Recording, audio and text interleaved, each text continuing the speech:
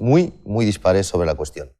También intentaremos responder a otras muchas cosas que están muy de actualidad cuando, precisamente el domingo, acaban de cumplirse 19 años de la muerte del anterior jefe del Estado. Por ejemplo, ¿podemos, casi 20 años después, hacer un Franco definitivamente olvidado? Les presenté. No, solo sé que de vez en cuando mi padre dice, cuando estaba Franco se vivía mejor, y ya está. Estuvo al frente de España después de una guerra civil y que hizo cosas buenas y que también hizo cosas malas. Según lo que sé, era un poco capullo. Pues no sé, es una época de mi vida que no he vivido y por consiguiente creo que no puedo juzgarla. Y tampoco me he empollado la historia, no sé. Pues Franco fue un gobernante y para uno lo hizo bien, para otro lo hizo mal, pero no sé, nosotros no hemos llegado a conocerlo, eso está claro. Yo pienso que fue una etapa muy oscura y estoy contenta de no haberla vivido. Pues un poco negativo, pero ahora mismo no se me ocurre nada. Yo la única noción que tengo de Franco de lo bueno que hizo fue los embalses. Que muchos embalses, vamos, que yo sepa ahora pocos embalses se han hecho después de lo de Franco. Para mí Franco, pues alguien que subió al poder por la fuerza y que no tenía razón. No siento nada porque yo, no le llegué a conocer. Yo era muy pequeñita cuando se murió, tampoco he vivido esa vida y no sé. O sea, que para ti Franco que es como, no sé, como Poncio Pilatos. Sí, tampoco sé mucho de él. Es que no sé más. Es que en historia nunca se llega ahí, ¿sabes? O sea, siempre en historia te quedas antes, entonces tampoco sé mucho porque en los libros tampoco viene mucho, tampoco me ha interesado mucho saber sobre él. Lo que acaban de ver es una muestra de más de un centenar de entrevistas realizadas a jóvenes universitarios. Queríamos saber qué piensan, cómo juzgan los jóvenes al anterior jefe del Estado. Descubrimos que la democracia y llenó el país de pantanos. Es como si nadie les hubiera explicado esa lección, como si nunca hubieran preguntado a sus padres quién es Francisco Franco.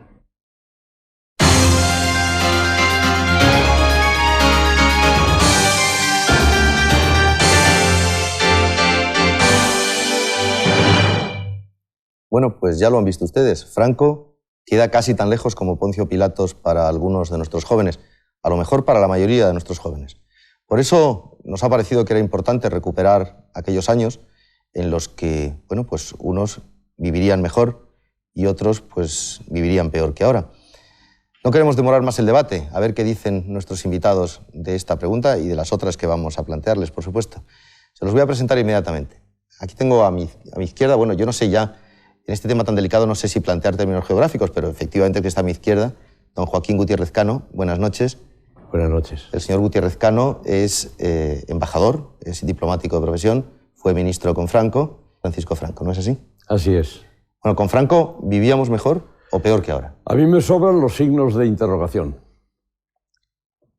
O sea que vivíamos mejor. Bueno, claro, es que también la pregunta en su caso es ociosa. Don Javier Tusell, buenas noches.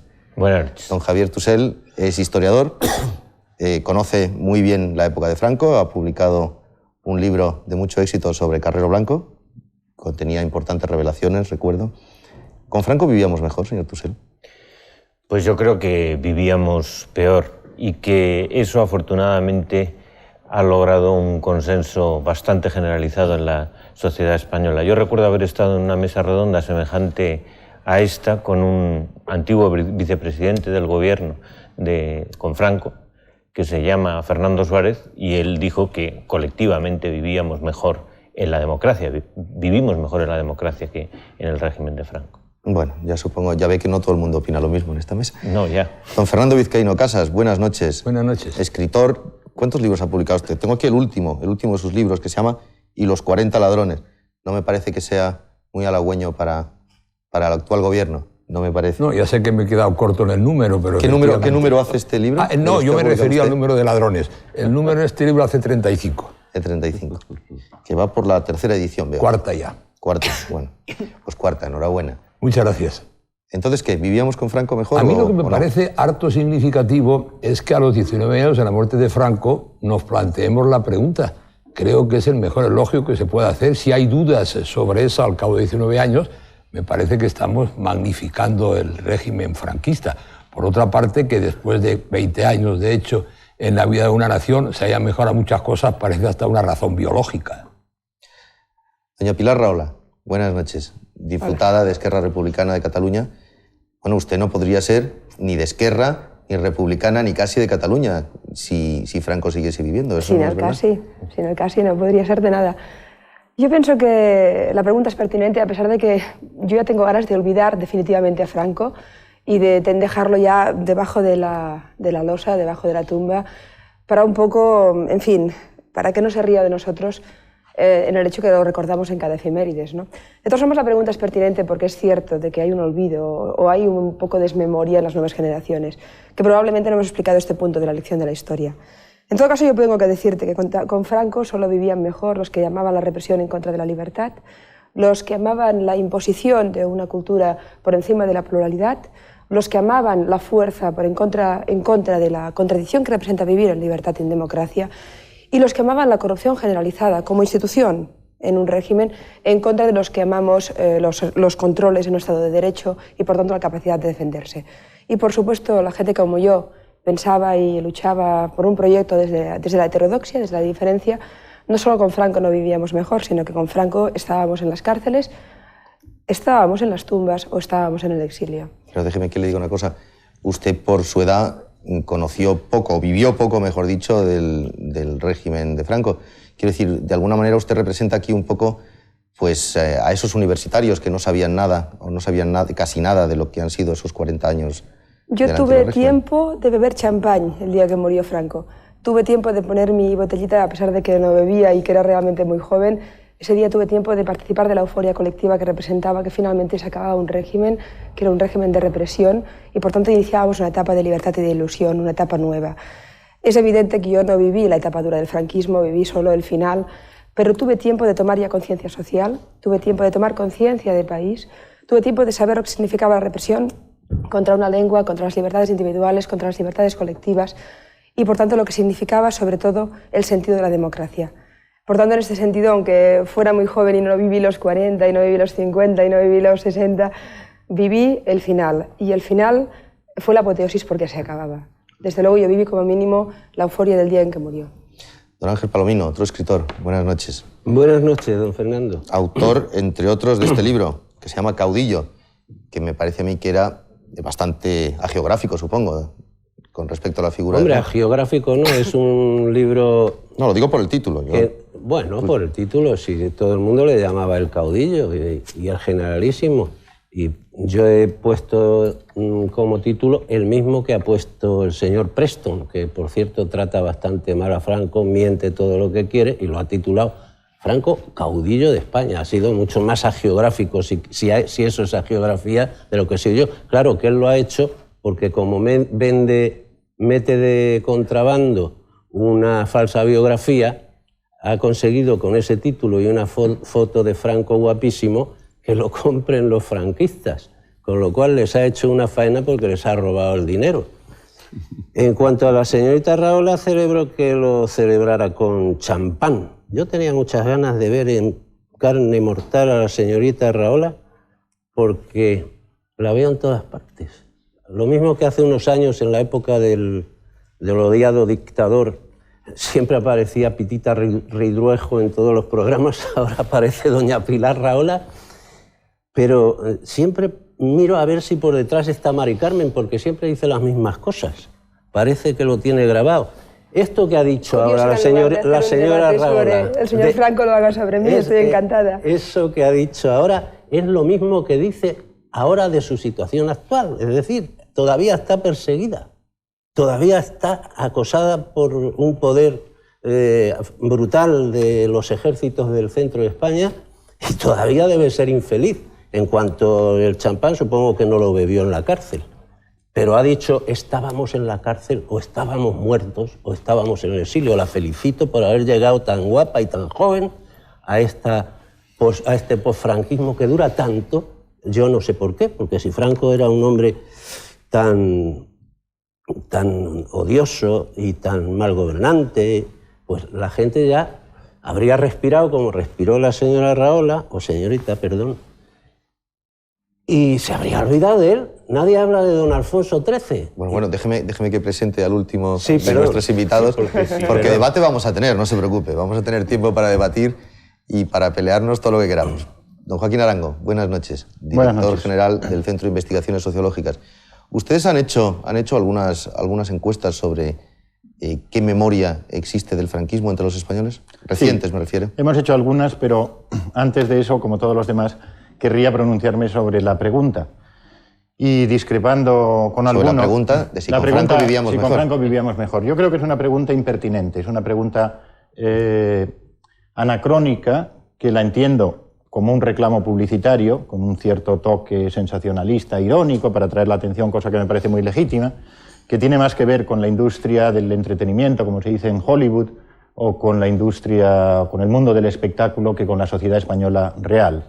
Porque esta pregunta es completamente anacrónica. Para la inmensa mayoría de los españoles es un asunto resuelto, que pertenece al pasado, incluso diría pasado bastante remoto, resuelto felizmente, de forma muy pacífica.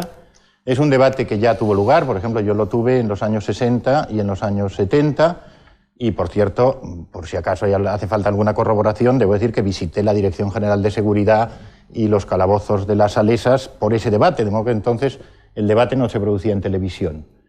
Para la inmensa mayoría de los españoles no hay opción entre dictadura y democracia. La inmensa mayoría de los españoles han abrazado la democracia, y este es un asunto del pasado, más bien desgraciado. Por otra parte, y sin deseo en absoluto de cargar las tintas, me parece que es una pregunta que sería impensable en algunos otros países. Por ejemplo, ¿se imagina alguien en Alemania un debate en televisión diciendo, bajo la pregunta, ¿con Hitler vivíamos mejor? Por supuesto que no voy a sostener que Franco y Hitler fueran iguales, aunque alguna relación de parentesco político existía. Yo estaré encantado, por supuesto, en hablar de Franco y del franquismo. Y si se quiere que hablemos de los defectos de la democracia, tampoco tengo inconveniente. Me parece un debate saludable. A lo que objeto es a juntar las dos cosas, porque parecen ponerse en un mismo plano. Y como la inmensa mayoría de los españoles, pienso que la democracia tiene defectos, pero es incomparable con las dictaduras.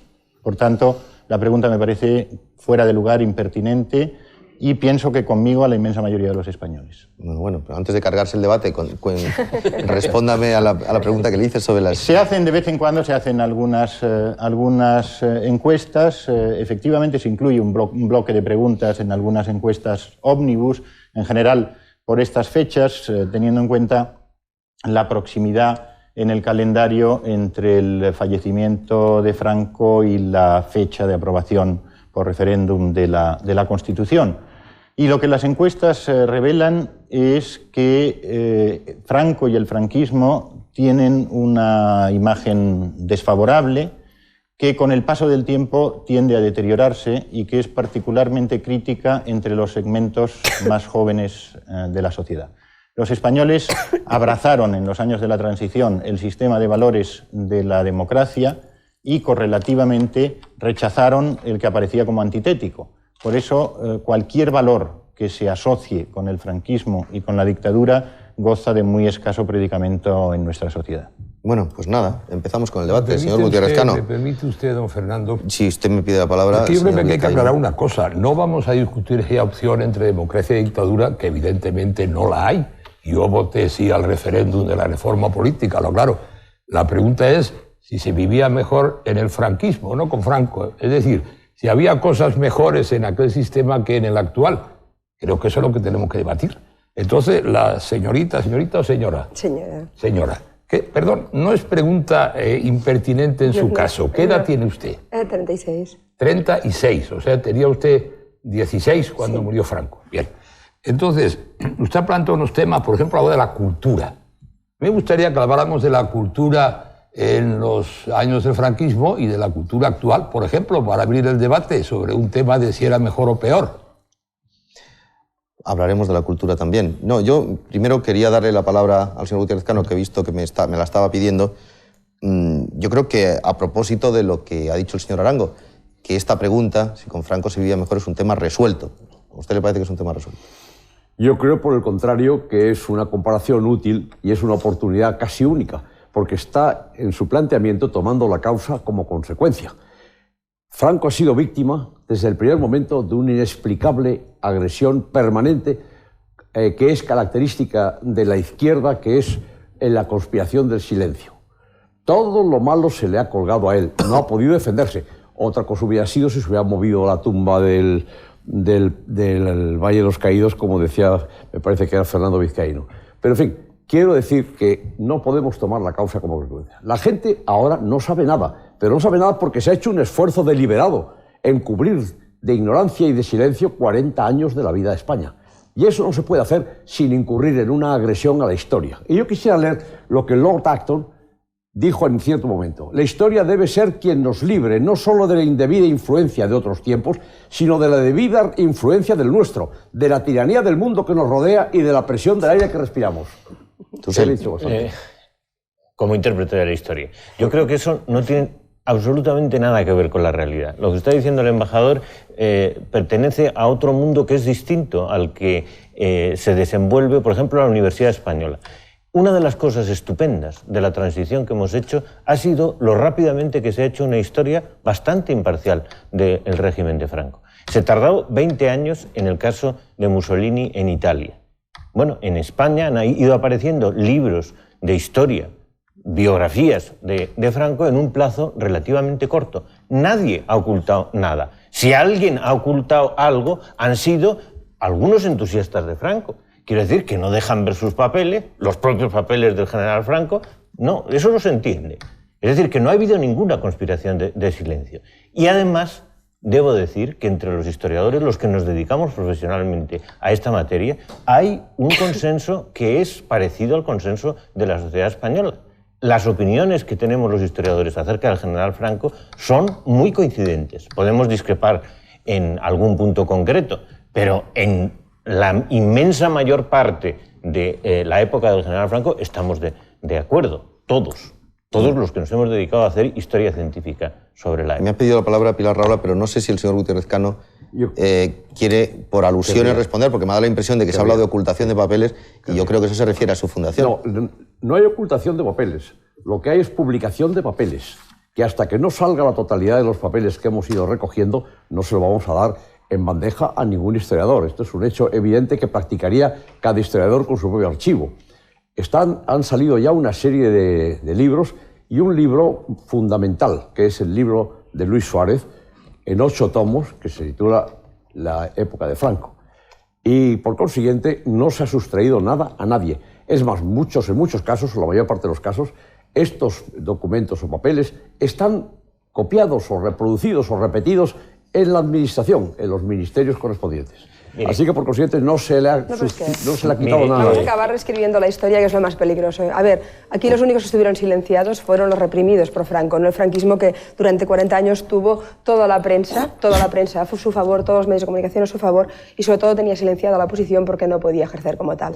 A mí me preocupan los jóvenes. Tenemos que decirle a los jóvenes que Julián Guita no podía hablar con Franco, que esta diputada no habría podido hablar con Franco, que Felipe González no podía hablar con Franco, que no teníamos organismos para defendernos, no teníamos ningún tipo de defensa en lo que eran los abusos del poder, en lo que era la represión pura y dura. Me decía el señor Palomino, pues mira usted, llegó viva y con salud a la época actual. Mira, el presidente Companys, por ejemplo, no llegó vivo. Lo mató Franco. Lo mató Franco. Que empezamos a hablar... Un momento, no pongamos muertos encima de la mesa. Déjeme acabar, señor Palomino. Que le digo a aquellos a quienes fusiló el señor Companys. Déjeme acabar, señor Palomino. Déjeme acabar y luego habla usted sin ningún problema. No, es que me dejan acabar ustedes. Es que me dejan acabar. A ver, es que me dejan acabar ustedes. Yo no voy a hablar de la guerra civil, porque la guerra civil, señor Palomino, la guerra civil, el señor Companys era un presidente. Le prometo darle la palabra ahora, señor Palomino. A ver, ya es normal en este tipo de sensibilidades. Empieza a poner muertos encima de la mesa. Punto de orden, ¿por qué no seguimos lo mismo que antes? No, esto es un debate y aquí la única regla... Vamos a intervenir todos. Aquí solo tenemos una regla, que es que no hay reglas en estos debates. O sea que, quiere decir, que intentamos respetar la mayor cantidad de tiempo homogéneo para todos. Resultará que durante la época franquista, ya no hablo de la guerra civil, que con todas sus miserias en todos los bandos. Estoy hablando de 40 años de dictadura, de represión pura y dura. Estoy hablando de los muertos legítimamente, con comillas, por el régimen autoimpuesto, que se mataron con la ley en la mano. Franco hasta el último día firmó sentencias de muerte. Estoy hablando de las miles de personas que estaban en las cárceles. Bueno, lo afirman sus consejos de ministros. Nunca firmó. Algunos reciclados ahora en democracia.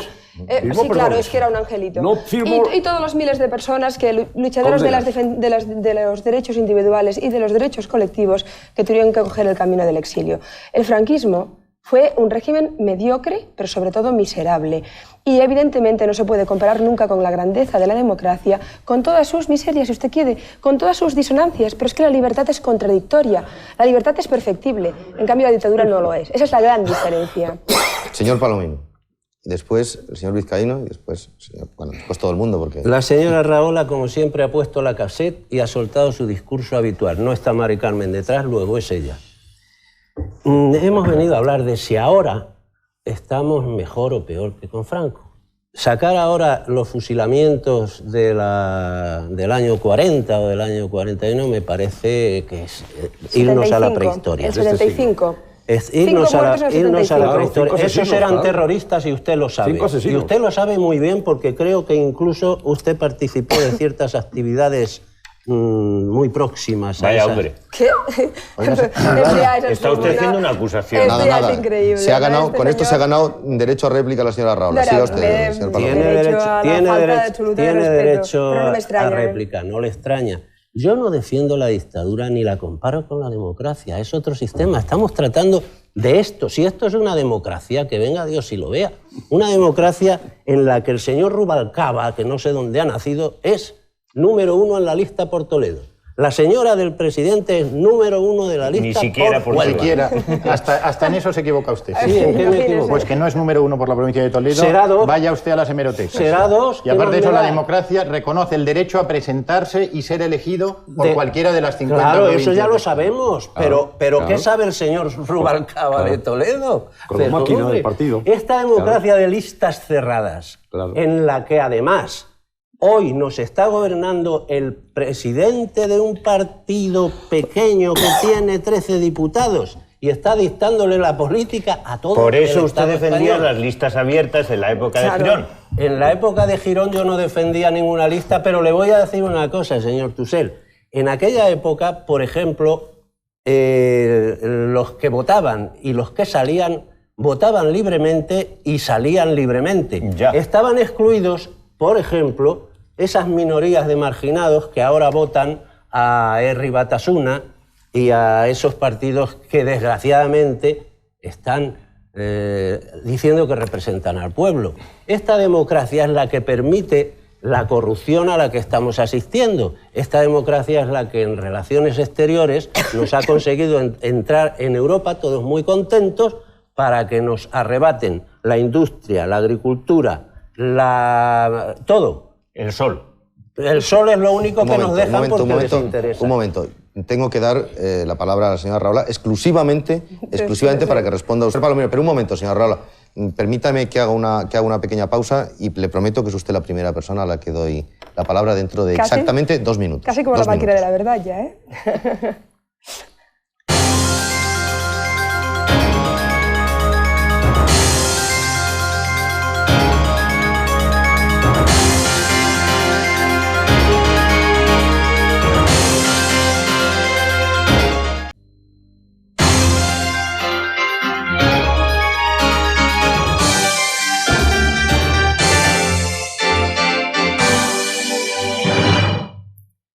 Seguimos en nuestra mesa de redacción en torno a la pregunta ¿con Franco vivíamos mejor? Una pregunta que ya ha sido controvertida, incluso el planteamiento de este programa por don Joaquín Arango, a lo cual tiene perfecto derecho, por cierto. Pero le habíamos prometido a doña Pilar Rahola darle la palabra por unas alusiones del señor Palomino.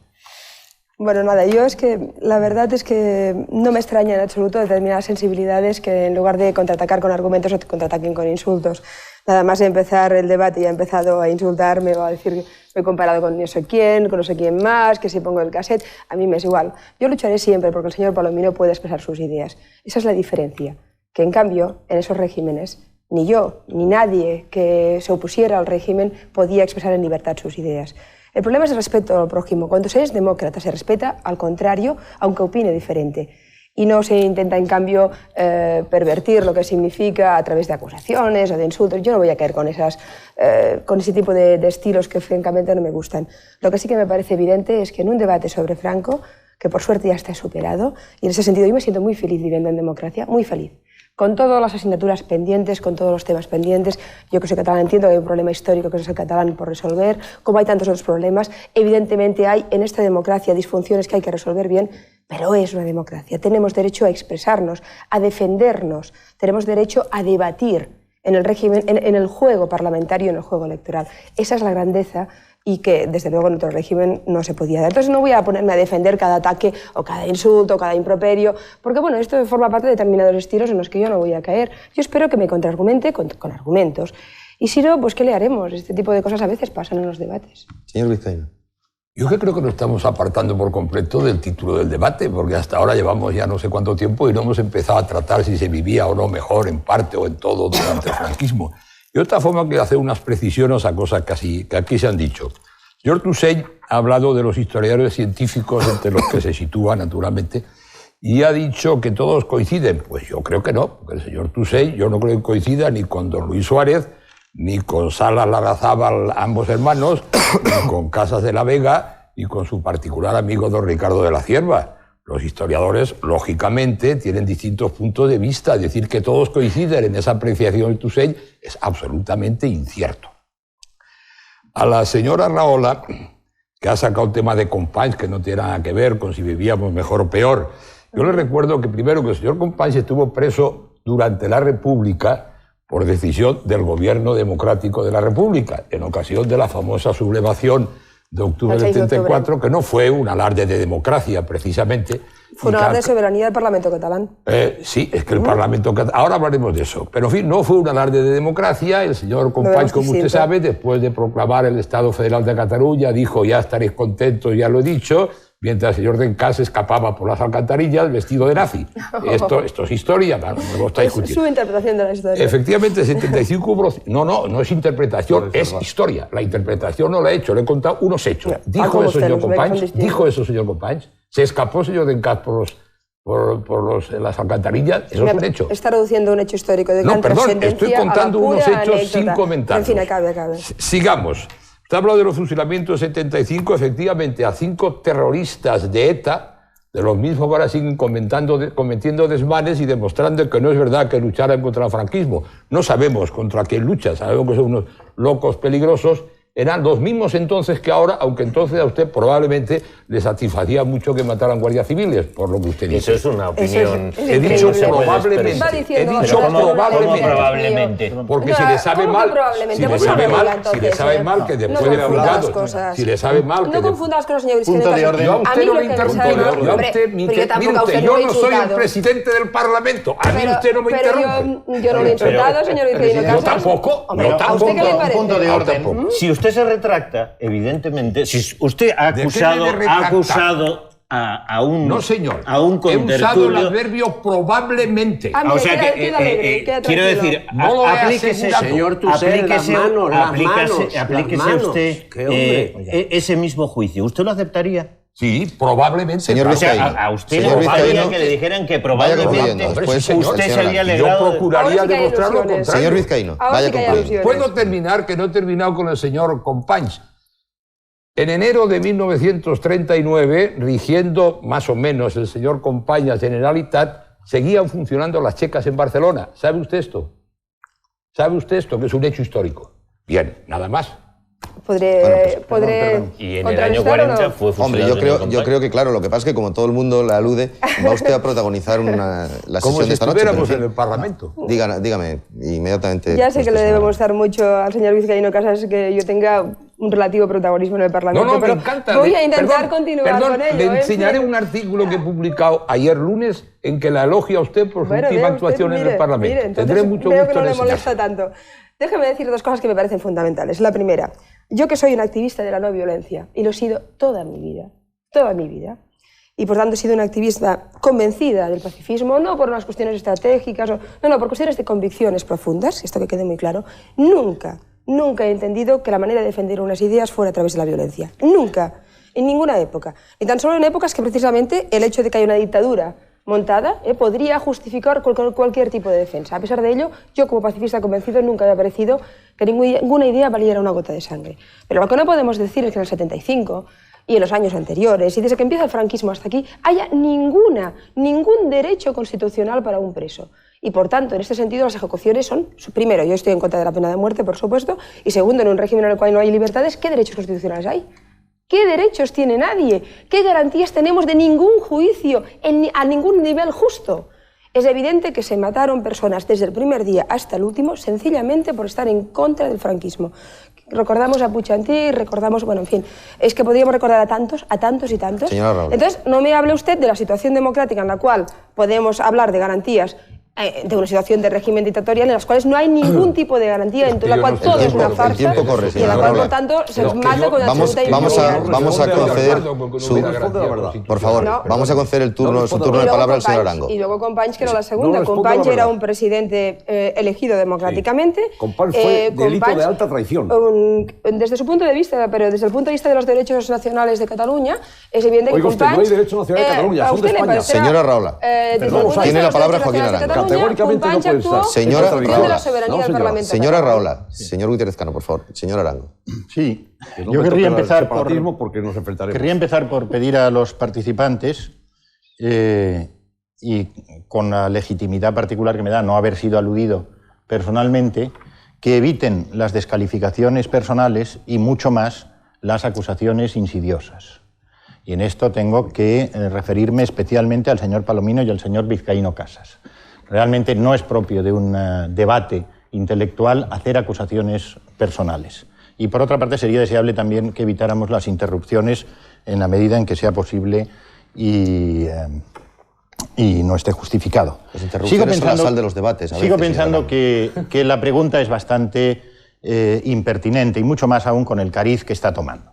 Puede llevarnos a situaciones tan grotescas como comparar algún posible defecto, que no está aceptado, hay multitud de opiniones doctas al respecto, acerca de la bondad o inconveniencia de las listas cerradas en nuestro sistema electoral. Pero claro, compararlo con un régimen que carecía de elecciones, que era impuesto por la fuerza y mantenido por la coacción, y que se basaba esencialmente en la supresión de las libertades, y que en los últimos años consiguió, todo lo más a lo que llegó fue unas elecciones al tercio familiar, de cabezas de familia. Comparar eso con un sistema electoral de una democracia raya sencillamente en lo grotesco. Yo creo que las comparaciones entre dictaduras y democracias son tan insostenibles como comparar el esclavismo con las sociedades libres. En Estados Unidos, en los últimos años, ha habido una escuela de historiadores revisionistas muy conservadores que han intentado demostrar que en los últimos años de la esclavitud los esclavos estaban mejor alimentados que los negros libres, ¿verdad?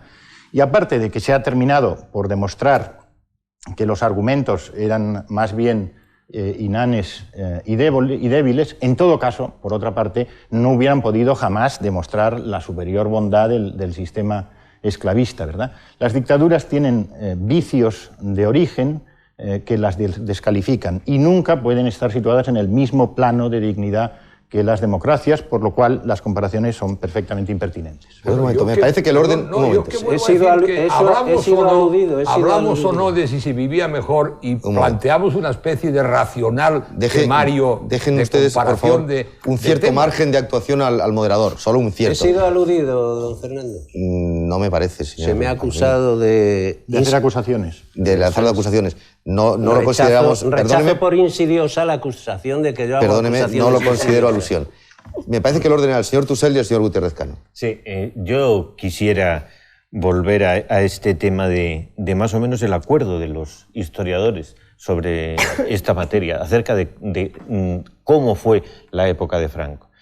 Se me han citado aquí los nombres de 3 militares, un especialista en los Reyes Católicos... de 3 historiadores, que además eran militares. Que además eran militares. Historiador y además creo que y un especialista en el reinado de los Reyes Católicos, de Isabel y Fernando. ¿Quién es ese? Don Luis Suárez Fernández, Luis como Suárez, que cualquier persona. Más que sobre los Reyes Católicos. Bueno, pero perdón un momento, si me dejara usted concluir la frase, le diría que don Luis Suárez Fernández es un excelente historiador que ha escrito libros excelentes sobre la Baja Edad Media. Pero que si habla de Franco no hay que hacerle ni caso. Pero que si habla de Franco probablemente dice unas cosas en las que está menos especializado. Y yo, si me deja usted por una vez en su vida concluir una frase... No se irrite. No me irrito. Tranquilo. Le diré que ninguno de ellos hubiera dicho las cosas que el señor Palomino, es decir, usted, y el señor Vizcaíno Casas, es decir, usted, han dicho hace unos minutos. ¿Sobre? Pues, por ejemplo, lo que ha dicho acerca de la señora Rahola, don Ramón Salas Larrazábal nunca lo hubiera dicho.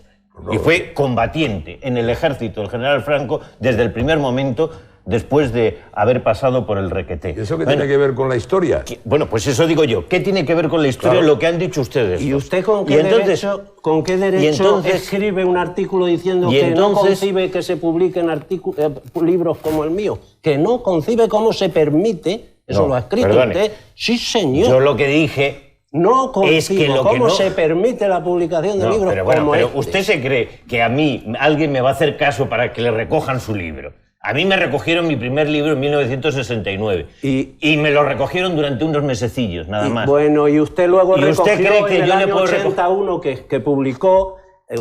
No, más tarde. Pero en el año 80, ¿quién va a recoger el libro? Ese que publicó usted diciendo que había comunismo para 1000 años y al día siguiente cayó el muro de Berlín. Ese lo recogió usted. Lo recogió usted. Mire, le agradezco mucho el interés que pone en mis publicaciones. Más le agradecería si las entendiera. Yo no puedo llegar a esa altura, no puede. don Javier. Bueno, pues entonces hablemos efectivamente, de cómo se vivía en la época de Franco. Y yo les quisiera insistir a nuestros espectadores, ya que no convenzo a Palomino, les quisiera insistir en que eso que usted vivía muy bien, ¿eh? Hay esa coincidencia. Eso y esa que usted coincidencia, vivía por muy ejemplo, nos dice, todos los historiadores serios están de acuerdo que en la época de Franco, la época del régimen de Franco, se estuvo a punto de entrar en la guerra mundial. No se entró. Pero si no se entró, entre otras cosas, fue porque Hitler no aceptó unas condiciones que ponía Franco. Así se escribe la historia, estos historiadores. Bueno, podría yo conseguir... Pero si esa es la mayor falacia que han podido ustedes inventar. Mentira que se preste Planteó unas exigencias inaceptables por Hitler, hombre, por Dios. Eso está mal. Señor Palomino, deje concluir, por favor. Pero si es que no se puede hacer la historia como la hacen. No puede resistir estos científicos. Es que lo malo de este debate, lo malo de este debate no es ya que ustedes estén rememorando, sino que la están tratando de reproducir una época. No. Déjeme usted concluir, luego me responde. Ojalá. Entonces, cosas en las que hay un absoluto acuerdo. En la guerra mundial se estuvo a punto de intervenir. Franco no fue neutral, fue no beligerante, que es otra cosa. De otras cosas, es ser prebeligerante, es estar a punto de intervenir en la guerra. Por ejemplo, el desarrollo económico que se produjo en la época de Franco, que ese desarrollo fue decisivo, que transformó la sociedad española, es evidente. Que ese desarrollo fue producto de una política económica que se siguió a partir de 1957, es evidente. Que ese desarrollo se podría haber producido mucho antes si no hubiera habido autarquía y si no hubiera habido guerra civil, es absolutamente evidente y todos los historiadores están de acuerdo en ello. Que, en tercer lugar, por no hablar nada más que de tres temas, que el régimen no impulsó la reconciliación es evidente. Es un régimen que, después de una guerra civil atroz en la que los dos bandos perpetraron barbaridades, es un régimen que no supo hacer la reconciliación. Y la reconciliación hubiera sido posible si hubiera habido menos muertos a partir de 1939, hubiera sido posible si la monarquía hubiera sido restaurada en el 46 en vez de en el año 1975. Franco no supo hacer la reconciliación. Y eso es lo más trágico del legado de su historia. por intervenir. Ya se me olvida el primer punto del que afirma el señor. Lo que dice de que Franco no quería entrar en la guerra es absolutamente falso, inventado y contrario a la realidad. Yo he conocido en Alemania, donde he sido cónsul en Hamburgo y he sido después consejero económico en la embajada en Bonn, me he educado en Alemania y hablo bien el alemán, a Paul Schmidt, que era su intérprete personal. Paul Schmidt me dijo que Hitler, al salir de Hendaya, dijo: prefiero que me saquen una muela a volver a hablar con ese cabo, mit diesem Gefreiter.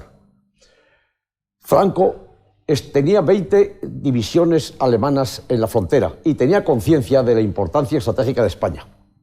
No se puede, a posteriori, inventar una teoría, como que Franco no quería entrar en la guerra porque aspiraba a ocupar Portugal. Todo eso lo ha dicho Preston, pero todo eso no sirve más que para vender miseria, no para decir nada verdad.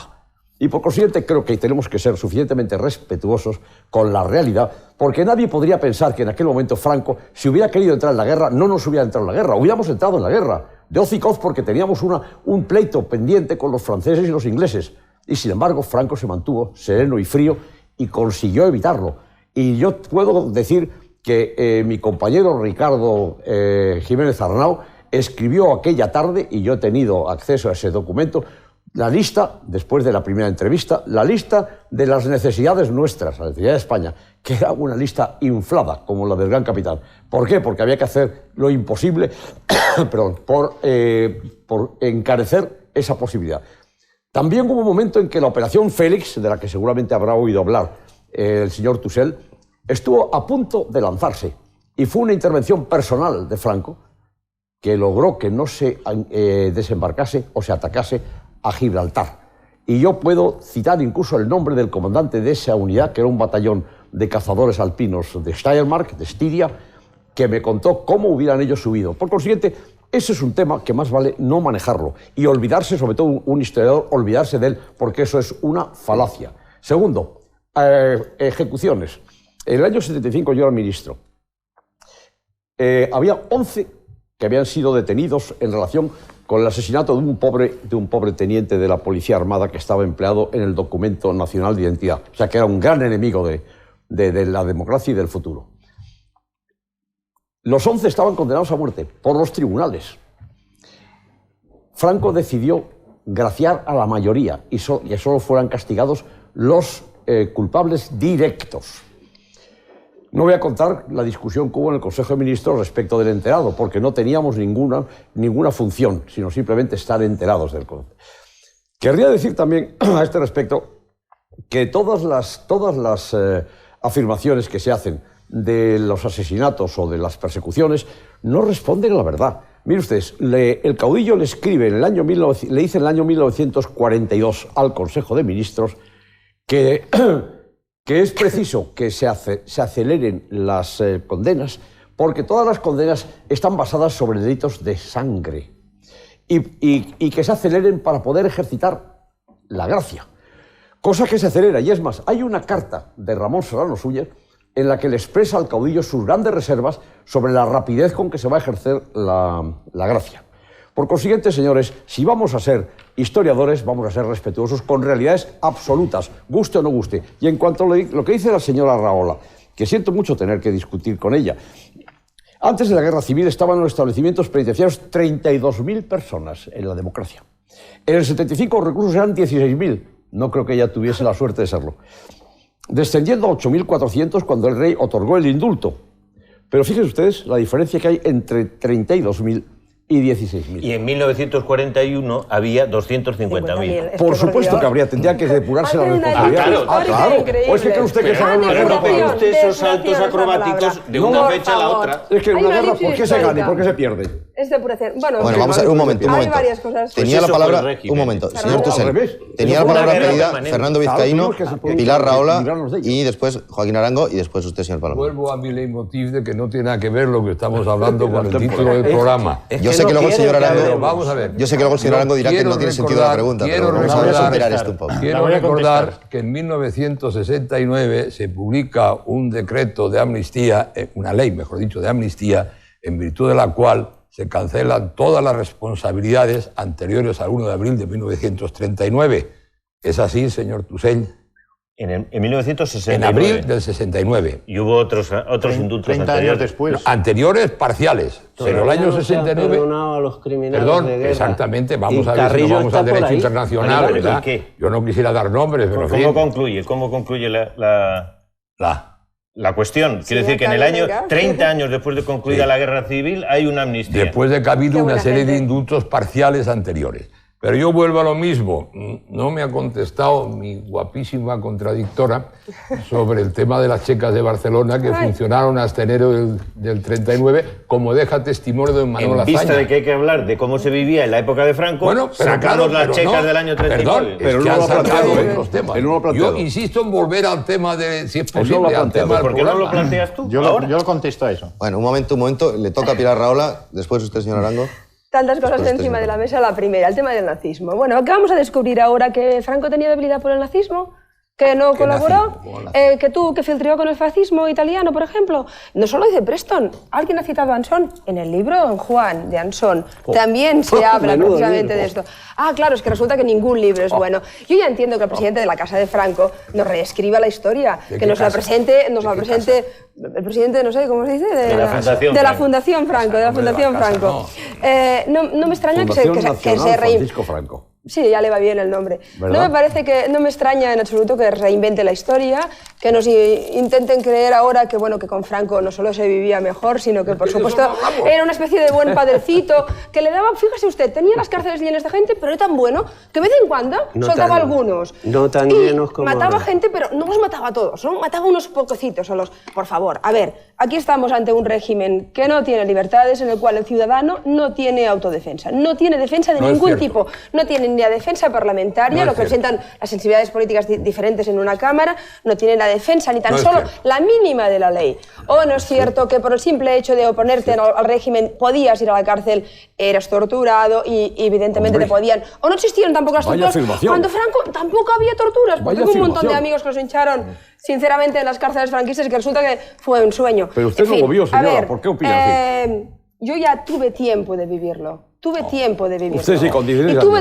tuve tiempo, no solo de vivirlo yo, sino que si le explico la larga historia, de todas las familias, no solo de la mía, de cualquier familia que vivió la represión del franquismo. Es que ahora parece que nos inventemos aquí todo. Claro, el peligro es este. El peligro es que el olvido hace que se reinvente la historia. Y al final va a resultar que era un pobre hombre, más o menos mediocre, más o menos simpático, que no sé qué. No, fue un dictador. El mejor gobernante que hemos tenido. No, ya estoy seguro que a usted le gustó. El señor Gutiérrez Cano ha hablado de depuración. Cuando Javier Tosell le ha recordado la cifra de personas que había en la cárcel, ha dicho que eso había que depurar. ¿A quién? ¿A los malos, señor Gutiérrez Cano? Usted, claro, es que habían cometido... Claro, 250.000 más los miles y miles y miles que se fueron del Estado. Porque figuran en las estadísticas. Todos estos tenían que ser depurados. Pero bueno, a ver, lo que resulta increíble es que dejen concluir a la señora Rahola, por favor. Este señor se levanta en armas contra el régimen legítimamente instaurado, gana una guerra civil, esto resulta evidente, y a partir de ese momento inicia unos años de una terrible represión que hunde todo el país en una situación terrible, en la cual las clases medias, las clases intelectuales, todas las clases dirigentes tienen que irse al exilio. Sí, claro, sí, desde luego no queda, no pasó nada, no hubo exiliados, no hubo muertos, no hubo presos, no hubo torturas. Evidentemente, si aquí estamos para reinventarlo todo, para resultar que al final, pues este señor, bueno, mira, era un señor simpático que solamente estuvo 40 años aquí. 40 años gobernando con mano férrea, sin que nadie pudiera oponerse a él, sin que nadie tuviera derecho a réplica, sin que nadie pudiera defenderse en un parlamento legítimamente representado.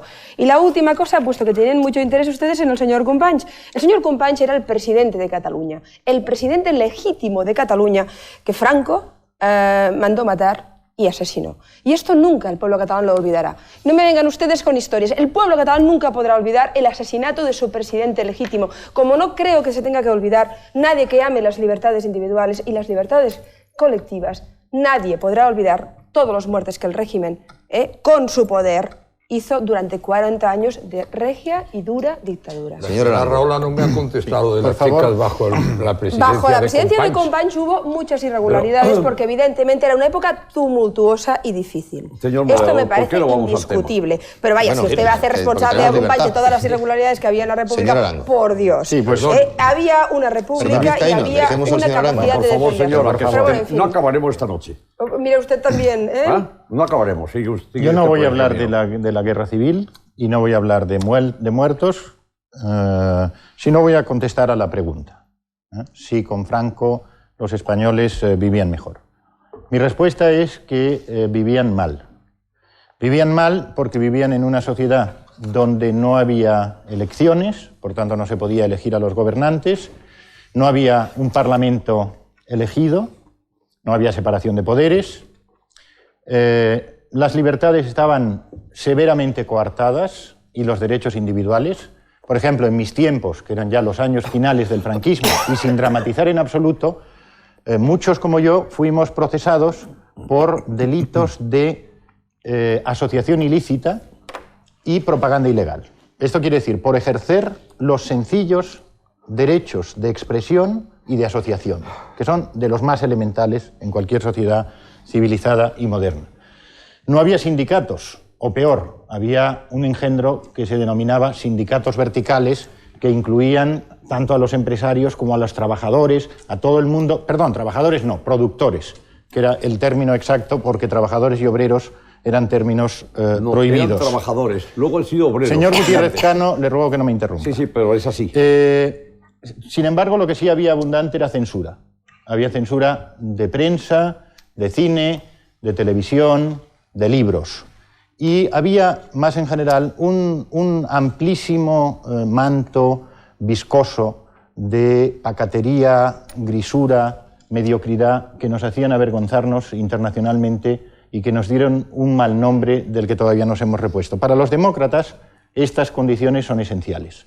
Pero en el terreno material, la mayor parte de los historiadores económicos están de acuerdo en sostener que las cifras de producción de 1935, anteriores a la Guerra Civil, solo se alcanzaron a partir de 1959 o 1960, tras 20 años pavorosos de atraso económico. Es cierto que en años siguientes, aprovechando la muy propicia coyuntura internacional, España, como Corea del Sur, México y muchos otros países participó. Grecia, Turquía. Portugal y Grecia ciertamente también participaron con tasas de crecimiento del 6 y 7% anual, como puede comprobar por las estadísticas internacionales, señor Vizcaíno Casas. Ciertamente, tiene usted razón, también se beneficiaron de la misma coyuntura internacional. Pero hay acuerdo general entre los historiadores en que el franquismo nos costó un retraso de 20 años en el desarrollo material. Y aún así, a mí me parece muchísimo más importante la supresión de las libertades con lo que ello supone de vulneración a la dignidad de los ciudadanos. Por tanto, vivíamos peor, mucho peor. Ya sé que le toca a usted, señor Palomino. Tengo que hacer otra pausa de 2 minutos exactamente y volvemos y será usted el primero que hable. De todas maneras, déjenme que le señale que si no estamos ni de acuerdo siquiera en la interpretación de la historia, mal podemos todavía recuperar con cierta serenidad, sin pelearnos, como yo decía, la figura de Franco. Pero en fin, en 2 minutos volvemos.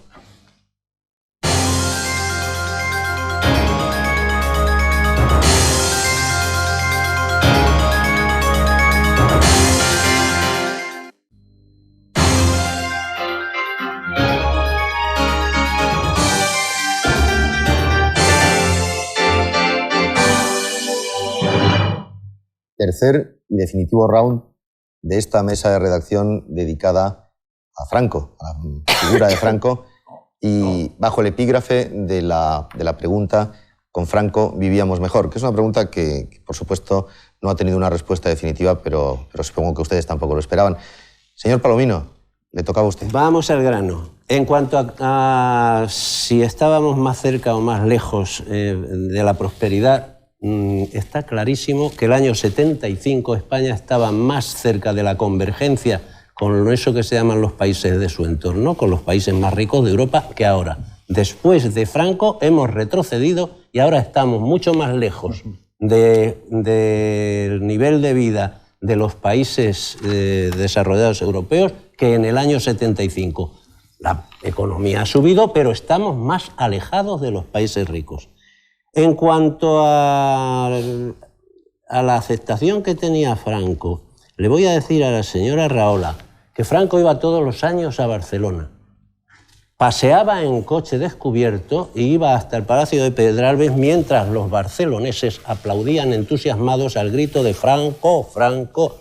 Esto es una realidad. Ahora dígame si el presidente del gobierno español tiene narices para desembarcar en el aeropuerto del Prat subirse en un coche descubierto y llegar hasta el Palacio de Pedralbes. Montando de toda la policía que le montaban y con una particularidad, Franco paseaba por la calle tranquilamente. Con que ahora el señor presidente del gobierno y ustedes los diputados tienen una protección que no tenía Franco, que tenía una guardia mora y alguna policía. Pero usted no tiene un voto que no tenía. No los despliegues. Usted tiene un voto que no tenía. ¿Y qué tiene que ver eso? Estamos hablando de que a Franco, en los barceloneses, algunos tíos y primos posiblemente de la señora Rahola, estaban en la calle diciendo Franco, Franco, Franco, y él iba en coche descubierto. Mis tíos y primos estaban en el exilio. Ahora hay mucha más policía protegiendo cualquier viaje de cualquier político en Barcelona, y no digamos en el País Vasco, a donde Franco iba y se bajaba del avión e iba en coche descubierto a la zona. No, porque yo lo he visto de pequeño. Sí, bueno, pues yo lo he visto. Es muy distinta. Es muy bueno, distinta, pues esto es una realidad que está por ahí. No hay más que ir al nodo y se ve. Bueno, en cuanto a los sindicatos. El otro día ha habido una reunión de los sindicatos con la patronal que han acordado derogar todas las ordenanzas laborales porque les estorban a los patronos. Y los sindicalistas de ahora, los jefes convencidos de que están en manos de los patronos gracias a la democracia capitalista, se bajaron los pantalones. Y entonces el gobierno ha llegado a un acuerdo con los sindicatos y le ha dicho: burros, que os quitan lo único que os quedaba, las ordenanzas laborales de Franco, que son las que os han protegido. Es decir, entonces los obreros estaban protegidos, ahora están inermes ante el capitalismo, inermes. Y bueno, y por lo que se refiere a la censura voy a decir solo una cosa. Yo, periodista, columnista bastante apreciado, no puedo publicar en ningún periódico. Es decir, ahora publico en uno porque no se lo doy gratis. El señor Vizcaíno, que es el autor que más libros vende en España, no aparece en la mayor parte de los periódicos, ni siquiera en las listas de libros más vendidos. Y cuando un día en la feria del libro firma más que nadie, dicen que el que ha firmado más ha sido otro. Ahora hay la misma censura, pues en televisión solo que el sistema es otro. Perdón, rigurosamente falso.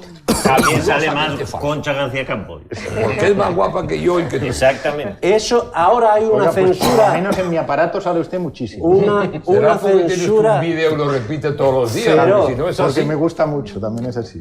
Hay una censura feroz en la que a escritores como yo, que tengo una obra y que tengo ciertos méritos, no se nos permite colaborar en la prensa. Y por lo demás cedo la palabra a los demás porque creo que, pues en resumen, sí se puede decir que ahora hay quien vive mejor, pero también en muchos aspectos. Oiga, pero aquí no hay censura, ¿eh? Aquí dice cada cual lo que le parece. Aquí en este programa... Sí, no, por Dios, claro que sí. Señor Tussell. Lo agradezco bueno, pues mucho. déjeme que le censure, déjeme que le censure y le dé la palabra a Javier Tussell, que yo creo que ya le toca, es que estamos en los últimos minutos. Yo quisiera decirles a nuestros amigos, porque yo no tengo el menor inconveniente en considerarlo amigo, aunque con esta discrepancia tan radical y tan de fondo, que se den cuenta de una cosa.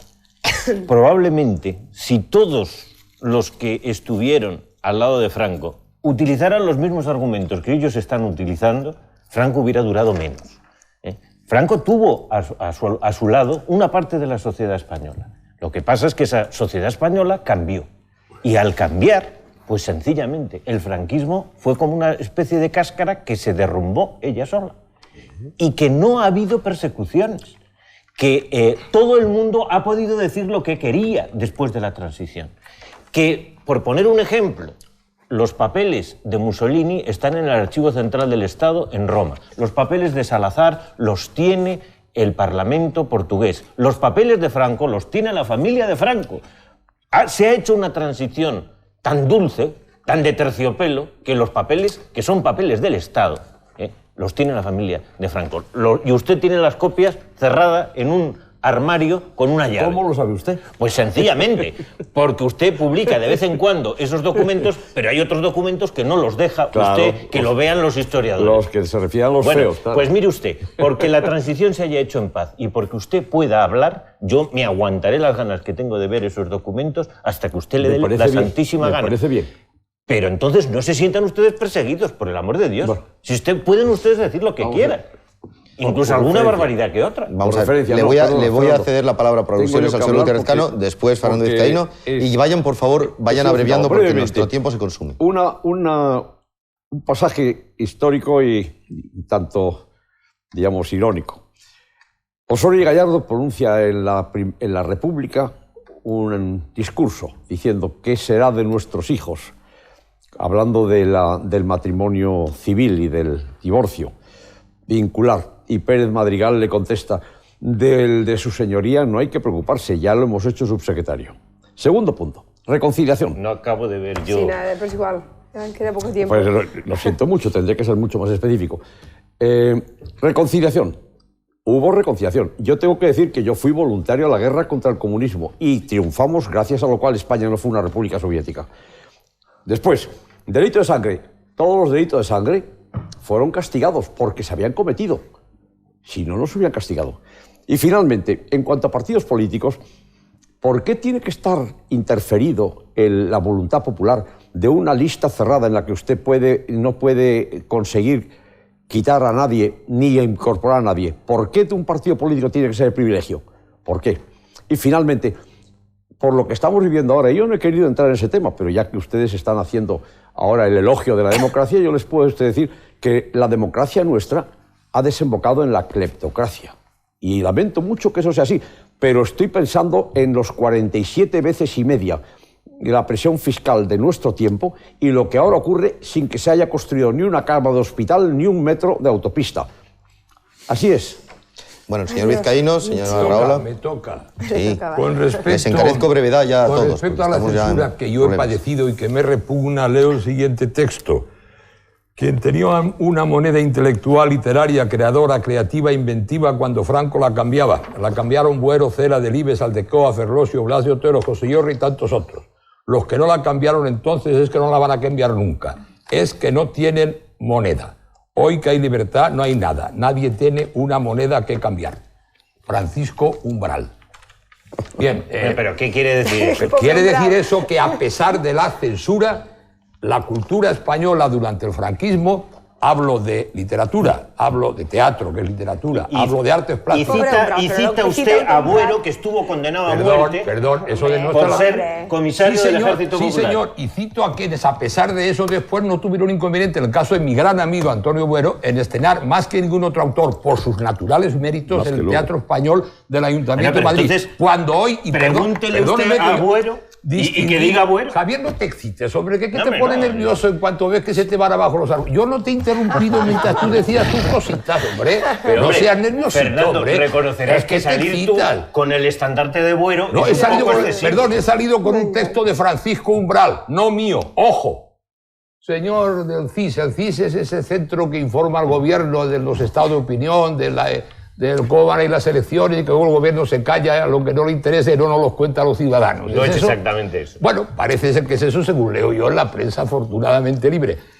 Yo le pediría que hiciera usted una encuesta, pero de verdad, no con muestras de esas previstas, entre personas de más de 50... encuestas todas se hacen con muestras, señor Vizcaíno. Bueno, pero no previstas. Si no sería un censo. Ojo, le he dicho no previstas, no preparadas, aleatorias, no elaboradas. Totalmente aleatoria. Le invito, Montalbán 8, pase usted cuando quiera. Haga usted una encuesta entre los españoles de más de 50 años, porque la señora Rahola habla de oídas, naturalmente, y lo que dice, está influido por esos factores ajenos a sus propias vivencias. Los chicos de la universidad, lógicamente y gracias a Dios, para nada les importa el tema, que esto es muy importante. Yo me parece que de todo lo que hemos dicho esta noche, lo más satisfactorio es que los chicos universitarios ya no les importa nada este pasado cercano, que nosotros seguimos discutiendo. No estoy seguro que no les importe. Lo que la encuesta demuestra es que no lo conocen. Que lo desconocen, claro, porque voluntariamente se les ha hecho desconocer, que eso también habría mucho que hablar. Coja usted un libro de texto actual. Entonces, señor Vizcaíno, le encarezco brevedad. Señor Arango, a nuestros telespectadores de más de 50 años, haga usted una encuesta y pregúnteles cuándo vivían mejor, con abstracción de las libertades que no teníamos, sino materialmente. Porque vamos a ver, perdóneme, pero es que usted ha dicho una cosa que es rigurosamente falsa, que no hubo un crecimiento económico durante el franquismo. He dicho hasta el 59-60. El mayor éxito del franquismo fue que creó una clase media que no existía en España, gracias a la cual fue posible la transición, porque terminó con cualquier intento de involución porque las clases medias no se echan a la calle, evidentemente. ¿Estará usted de acuerdo conmigo? Porque usted es muy científico en lo que le interesa, usted es muy inteligente y se lleva... Ahora le responderá usted, señor Arango, entonces, pero primero, señor Vizcaíno. Yo le pediría que hiciera usted esta encuesta y que conteste, se lo ha pedido usted 2 veces los ya, españoles de más de 50 años a esta encuesta. Ya se lo ha pedido 2 veces. Bueno, Pilar Rahola, le encarezco brevedad también, por Voy a favor. intentar la brevedad, aunque son diversas cosas. La primera, el tema de Barcelona. Bueno, resulta que al final Francisco Franco se paseaba por la calle pacíficamente, sin ningún tipo de problema. Hombre, yo creo que tenía sus protecciones y tenía sus profundas dificultades porque, por suerte, había una oposición relativamente organizada. Pero es evidente que los regímenes absolutos estupidizan absolutamente. Y no me extraña en absoluto, en este sentido, de que salía allí el patriarca y, bueno, pues salía gente a la calle y decía viva Franco y dirían viva otra cosa, pues porque en el fondo el totalitarismo lleva a eso, lleva a la anulación de la inteligencia. A eso que Milán Rastrais dijo muerte a la inteligencia, precisamente, muerte a la inteligencia. O sea, que fue una de las... barceloneses eran unos estúpidos. Déjeme usted acabar. Es evidente que había muestras, no me cambie usted sobre las palabras, que lo he dejado muy claro. Es evidente que había muestras de fervor popular o franquismo que no venían de la razón o no venían de la reflexión, sino que venían sencillamente de la pura y dura ascripción, porque los regímenes totalitarios, y si no, pues mire usted las grandes arengas de Hitler y de Mussolini, este tipo de dictadores siempre tienen masas enfebrecidas en las calles. La democracia es una cosa mucho más complicada, muchísimo más complicada, porque la libertad es una cosa mucho más complicada, que tiene más contradicciones. La segunda cosa... Porque es de los que más han intervenido.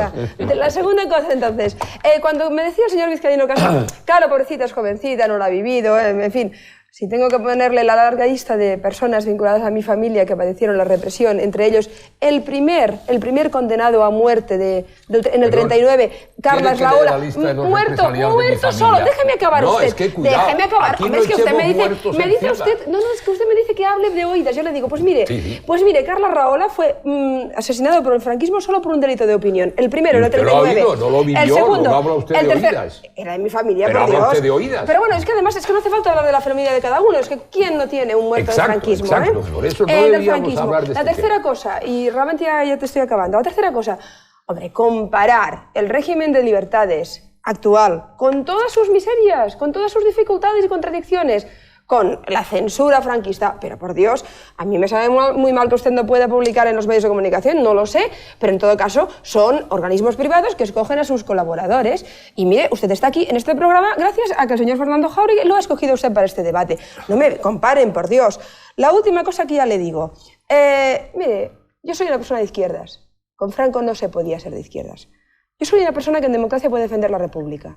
Con Franco no se podía defender. Y yo no podía ser catalana y ejercer de catalana con el franquismo, como no se podía ejercer de vasco, como no se podía ejercer de gallego. Se tenía que ejercer de franquista. Y no había otra opción, no, y ahí déjeme. Porque no voy a... No, de precisiones. A usted la que quiera. A ejercer de catalana, a poder hablar mi lengua, a poder hablar mi lengua, a poder escribir... Es mentira. Perdón, eso sí que es mentira. Es mentira. Le traigo aquí que no nos da tiempo. No se podía decir catalán en las misas.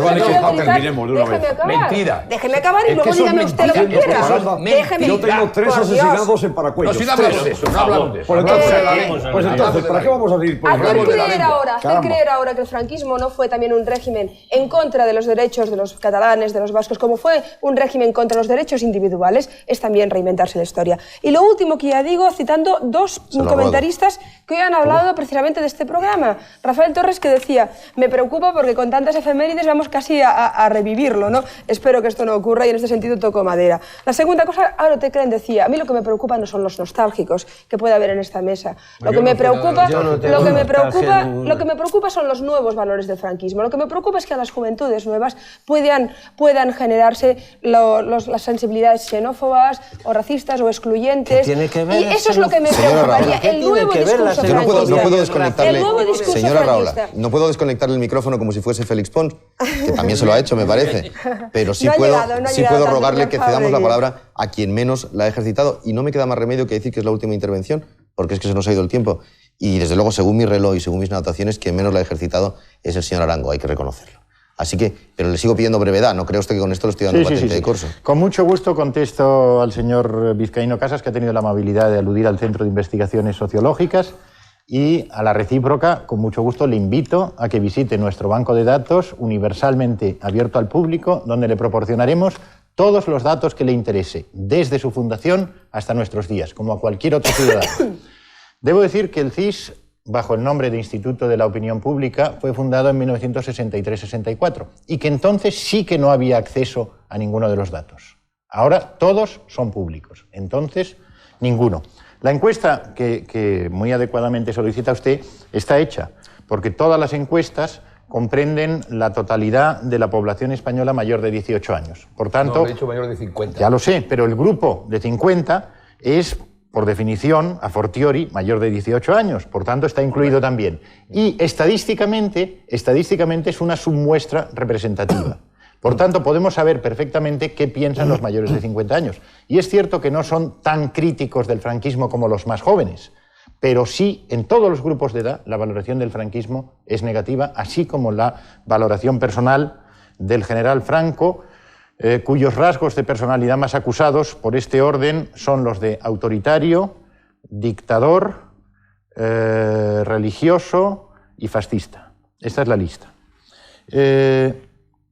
El crecimiento económico, desde luego, tuvo lugar después de 1960, a partir del plan de estabilización, pero no en los 20 años anteriores. Y eso supuso un retroceso considerable. Pese a ello, no es exacto, como ha dicho el señor Palomino, que en 1975 estuviéramos más cerca de la convergencia con Europa de que lo estamos ahora. Es cuestión de revisar las cifras, pero le aseguro que no es así. Pero lo que sí le puedo decir es que en 1975 estábamos excluidos de Europa, porque Europa no aceptaba dictaduras en la Comunidad Económica Europea. Eso es falso. Señor Palomino, ingresamos en Europa en 1986. Pero teníamos unos tratados preferenciales y no pagábamos IVA, por ejemplo. Haga usted otra consulta. Porque no había IVA. Déjame terminar y después le hago las consultas que usted desee. Señor Arango, le ruego que vaya Quiero concluyendo. decirle que, por otra parte, pues mire usted, de 1970 a 1990, pues la mortalidad infantil ha disminuido de 28 por 1000 a 8 por 1000. Y el número de médicos por 100.000 habitantes se ha triplicado. Y, por supuesto, los kilómetros de autopista, pues está claro que se han construido bastantes más, como por otra parte es normal. No lo son. Pero, señor Son Gutiérrez Cano, yo circulo... Bueno, pues autovías. Pues autovías. Que no están mal. Las autovías. Pero, en todo caso, lo fundamental, insisto, no es eso. Lo fundamental es todo lo que he dicho antes. Y para concluir, y lo más simbólico de todo, un debate como este en televisión sobre el franquismo no hubiera sido posible. Muy bien. Bueno, pues nada. Has hecho muy bien en dejarle pronunciar el último discurso a un señor tan inteligente. Era el que realmente era el que menos había hablado. Ha tenido la última palabra. No, la última palabra la acaba de tener usted, señor Palomino. Eso sí, contra mi voluntad. No, parece que tampoco la va a tener usted. Una última propuesta al señor Arango. Haga usted una encuesta también entre agricultores e industriales españoles cuando estaban mejor en sus economías. Hemos terminado. Y con el tratado preferencial señor Vizcaíno. Hoy. Señor Vizcaíno. Le invito al CIS señor Arango. y examinamos los datos juntos. A mí que me asusta ir a los bancos. Señor Arraola, señor Vizcaíno, señor Arango. ¿Quién le ha dicho que yo soy nostálgico? Señor Jauregui. Señor Vizcaíno. Oye, Fernando. ¿Me deja decir adiós? Si no, vamos a tener que cortar. Es que se enfada con nosotros Fernando Onega, que tiene que entrar con su entre hoy y mañana, antes de las 2 de la mañana, si puede ser. Fernando Onega y sus tertulianos. Yo no sé si ustedes habrán sacado alguna conclusión. Yo por lo menos he sacado una. Este tema, contra lo que decía el señor Arango, no está ni muchísimo menos superado. Es un tema que todavía provoca, ustedes lo han visto, unas pasiones muy vivas. Pero eso sí, se pueden discutir. El tema de Franco, por fin, se puede discutir. Buenas noches.